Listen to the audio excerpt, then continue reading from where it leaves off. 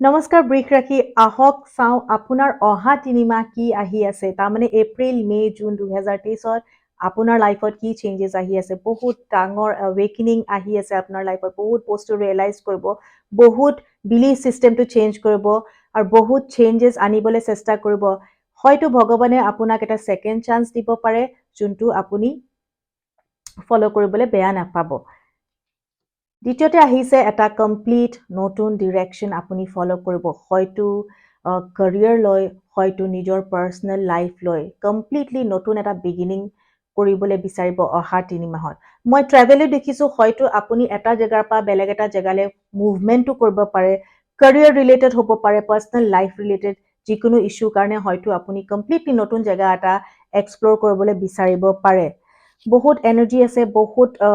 opportunities আহি আছে বহুত গ্ৰথ দেখিছোঁ অহা 3 মাহ আপোনাৰ লাইফত তো বৃষ ৰাশি ইমানেই আছিলে আপোনাৰ কাৰণে থেংক ইউ